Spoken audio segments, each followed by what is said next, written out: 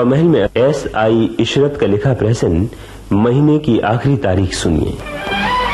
اے جی اٹھو، ارے 9 بج رہے ہیں. بج نہیں رہے بیگم، بج چکے ہیں. میں نیند میں کب سے گھنٹے گن رہا ہوں. گھنٹے ہی سنتے رہو گے یا گھنٹہ گھر تک جاؤ گے؟ اما بیگم آج تو چھٹی ہے، آج تو گھنٹے کا نام نہ لو. اجی سودا سلف لانے کا خواب نہ دیکھو، گھر میں نہیں کوڑی میلہ دیکھنے دوڑی. میں تو کہہ رہی تھی کہ جاؤ کوئی چیز گروی کرا کے آؤ تو آج چولہا جلے گا. یعنی چولہا نہیں جلا آج؟ تو پھر آج ہماری چائے نہیں بنی. کیوں؟ میں تو سویرے سویرے چائے پینے کا عادی ہوں. تو میں کیا کروں، گھر میں کچھ ہو تو بنے. یہاں تو شکر ختم ہو چکی ہے، چائے کا ڈبہ خالی پڑا ہے. چائے تیار ہوگی اور تم مجھے ستا رہی ہو. سمجھ میں نہیں آتا کہ شکر اور چائے اس قدر جلد ختم کس طرح ہوگی. ابھی پرسوں تو منگوائی تھی. جی ہاں، آپ کا پرسوں بھی چندو لال کی کل سے کم نہیں. منگوائے ہوئے 1 دن کم 1 مہینہ ہوتا ہے. تو بھی کلو کو کہہ کے منگوا لیا ہوتا. صبح سویرے دکان کھل گئی ہوگی. دکان تو ضرور کھل گئی ہوگی مگر وہاں اپنا کھاتا بند ہو گیا ہے. بنیا ایک ڈھیلے کا ادھار دینے کو تیار نہیں. تو پھر منہ ہاتھ دھوئیے، کپڑے پہنیے اور پنساری کی دکان پر جا کر اپنی رسٹ واچ گروی کرا کر آئیے. بیگم تم اپنے سارے زیور گروی کروا چکی، اب مرد کے زیور پر ہاتھ ڈال رہی. مرد؟ ہائے جوان مرد ہو تم. زیور کی مردوں کو کیا ضرورت؟ زیور تو عورتوں کے لیے ہوتا ہوگا، ان عورتوں کے لیے جن کے مرد نکھٹو ہو. ہم خود تمہارے زیور ہیں. ارے بھائی رہنے دو بیگم تمہارے تانے. اب ہم ابھی انتظام کرتے ہیں. ریسٹ واچ بھی رہ جائے گی اور آج کا دن بھی گزر جائے گا. کہو کتنا روپیہ چاہیے؟ کون سے بینک سے نکالو گے؟ اچھا یہ بینک کا تانا نہ دیا کرو مجھے، سمجھی. اب تک بینک میں کچھ نہ صحیح مگر دل تو بینک سے زیادہ مالدار ہے بیگم. کہو کتنے روپے چاہیے؟ تو کہیں اپنے بہن بھائیوں سے منگواؤ گے؟ یہ دوسرا تیر. بیگم تم چوکو گی نہیں. میرے خاندان پر تانا مار دیا کس کے. ارے میرے بہن بھائیوں کے پاس ہے نہ تمہارے بہن بھائیوں کے پاس. میرے میکے پہ نہ جاؤ بلکہ سیدھے سیدھے بتاؤ کہ آخر لاؤ گے کہاں سے. بس یہ نہ پوچھو. 5-10 روپے کا انتظام کر دیتے ہیں. ریسٹ واچ سے زیادہ عزیز ایک چیز بھیج دیں گے. میں بھی تو جانوں کیا چیز ہے وہ. بیگم علم، فن، گیان کا خزانہ، ایک ایسی دولت جس کا کوئی بدل نہیں. بیگم جب وہ چیز مجھے ملی تھی تو سوچا تھا کہ 7 آسمان اپنی جگہ چھوڑ دیں، زمین اپنے محور سے ادھر ادھر ہو کر الٹ پلٹ ہو جائے، ستارے آپس میں ٹکرائیں، مگر وہ چیز نہیں بکے گی. مگر آج ایک کلرک اپنی مفلسی کے ہاتھوں مجبور ہو کر اس خزانے کو کروڑیوں کے مول بیچ دے گا اور اس کے بدلے میں بازار سے چائے، شکر، نمک، مرچ اور دھنیا خرید لائے.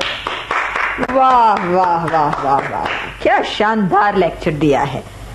اب جلدی سے اسٹیج سے اترو اور اپنے خزانے کو بیچ کر جو بھی میں منگواؤں لے آؤ. ساری پنساری کی دکان لے آؤں گا. بس پتہ چل گیا کہ گھر میں کیا کیا ہے اور کیا کیا نہیں. یوں سمجھ لو گھر میں ایک تم ہو اور ایک ہم ہیں اور باقی خدا کا نام. الحمدللہ الحمدللہ. لو بھائی چلتے ہیں. وہ چیز نکالیں گے اور بیچنے لے جائیں. ہماری ہمت بندھاؤ. جاؤ، خدا تمہاری مدد کرے.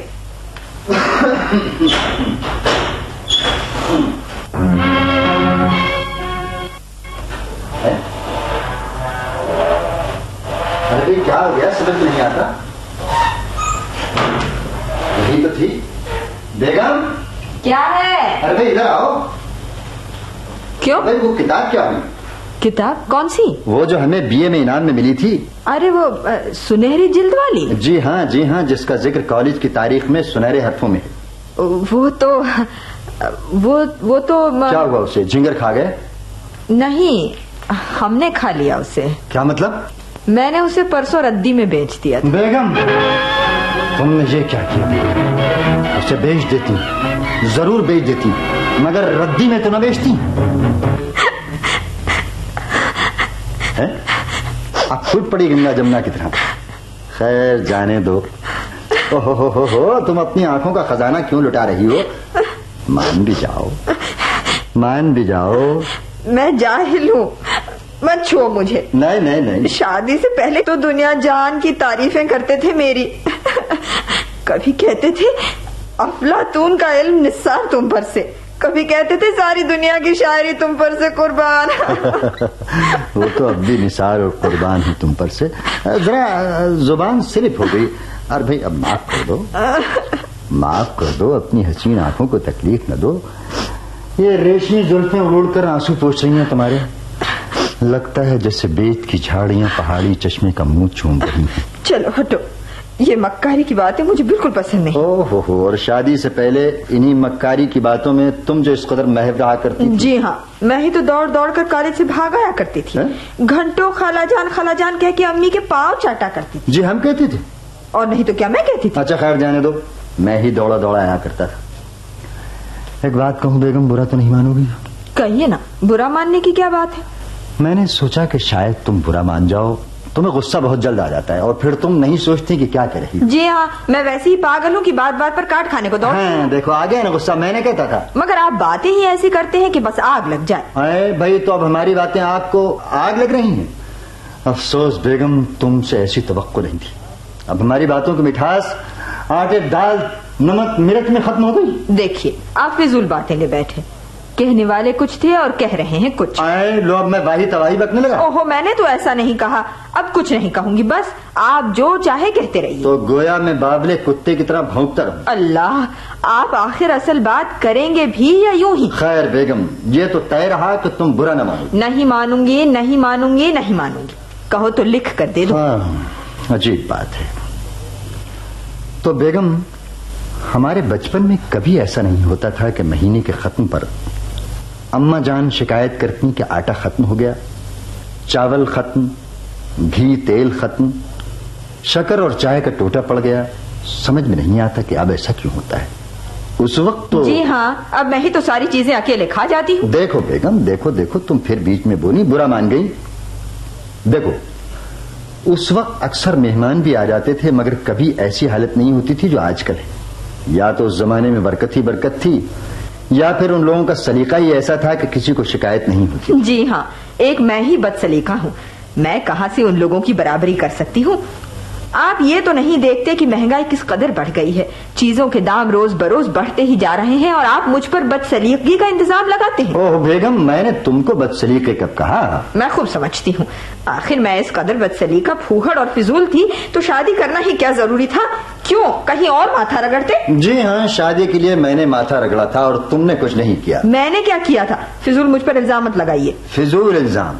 سب لوگوں کی نظریں بچا کر میں ہی تو گھورا کرتا تھا, میں ہی تو دیر سے آنے پر شکایت کرتا تھا. بھائی بیگم, تم بھی ایک ہی چیز ہو. آپ کو اپنی حرکات تو یاد نہیں, بس میری حرکت گنوائے چلے جاتے ہیں. بھائی ہم تم کو تمہاری حرکات کو, تمہاری ایک ایک ادا کو یاد نہ رکھیں تو اور کس کو یاد رکھیں گے؟ اگر تمہاری باتوں کو بھول جائیں تو پھر ہماری دنیا میں رکھا ہی کیا رہ جائے گا. کوئی تم مردوں سے مکاری اور چاپلوسی سی. جی, یہ مکاری اور چاپلوسی ہے, اور تم اس مکار اور چاپلوس کو پسند جو کرنے لگی تھی. یاد ہے ایک دن تم نے کیا کہا تھا؟ کیا کہا تھا؟ اب بھول بھی گئی؟ بتاؤں تو شرما جاؤ گی. خیر یاد دلا دیتا ہوں, تم بھی کیا یاد کرو گی. کہنے لگی, رات میں نے خواب دیکھا تھا آپ آئے اور ایک خوبصورت گلاب میرے بالوں میں لگا دیا. اللہ, بس بھی کیجیے, آپ کی زبان ہے یہ کینچی چلتی ہی چلی جاتی. اور وہ منہ سے ہاتھ تو ہٹاؤ, اور کچھ نہیں کریں گے. ہاں اب ٹھیک ہے. اچھا ایک بات بتاؤ. نہیں, کچھ نہیں بتاؤں گی. اوہو بھائی, غصہ آ گیا نا. دیکھو میں گدگدیاں کرتا ہوں. دیکھو بیگم, جب تم اس گھر میں نہیں تھی تو اس گھر کا کاروبار نہیں چلتا تھا کیا؟ جی ہاں, تبھی تو کوئی چیز اپنی جگہ پر نہیں.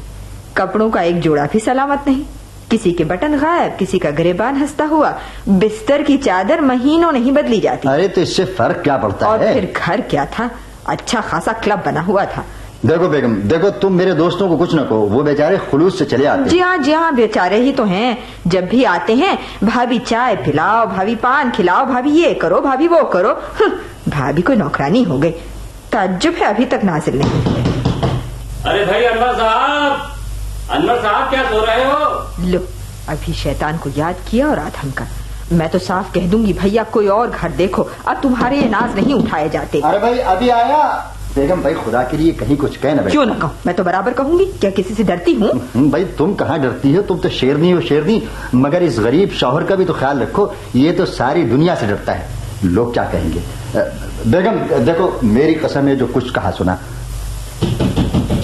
ارے یار ایسے بھی کیا جلدی ہے, صبر تو نان پڑی. ارے بھائی جلدی ہے, 10 منٹ سے تو دروازے پر کھڑے ہیں, اور بھائی یہ دروازے پر ہی کھڑے رکھو گے یا اندر بھی چلو؟ یار تمہاری بھابھی کی طبیعت بہت خراب ہے, آج کا معاملہ کچھ.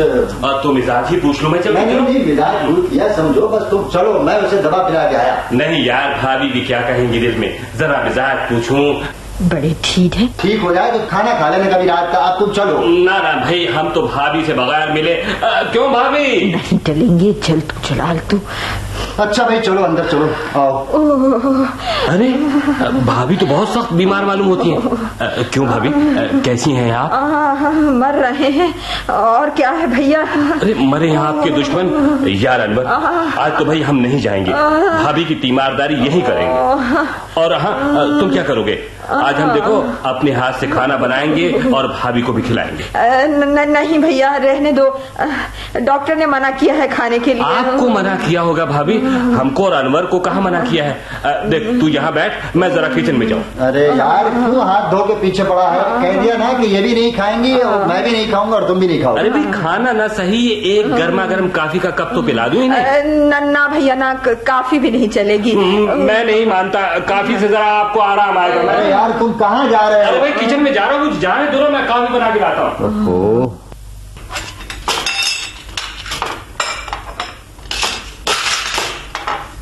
بھابھی ذرا لیٹے لیٹے بتانا شکر کس میں ہے, اور ہاں کافی کہاں ہے؟ اب تم ہی بتاؤ کہ کافی کہاں رکھی ہے. ارے پلنگ سے نہ اٹھو, کیا کر رہی ہو, طبیعت خراب ہے, لیٹی رہو. بھابھی یہاں تو کچھ بھی نہیں. وہاں تو کچھ بھی نہیں دکھائی دیتا. ہاں بھیا کچھ بھی نہیں ہے. ارے تو آپ. ہاں بھیا, اصلی بیماری تو تم پر ظاہر ہی ہو گئی. اب بیمار بننے کا کیا بہانہ کرو. معاف کرنا بھابھی, میں نے آپ لوگوں کو تکلیف دی ہے. مجھے یہ خیال ہی نہیں رہا کہ انور بھی ایک کلرک ہے اور آج مہینے کی آخری تاریخ ہے. خود میں اس لیے آج گھر سے چلا تھا کہ خود چل کر تمہارے یہاں ایک کپ چائے پی لوں گا. خیر, خدا حافظ. ہوا محل میں ابھی آپ نے SI عشرت کا لکھا پریسن سنا, مہینے کی آخری تاریخ. نردیشن مختار احمد نے کیا.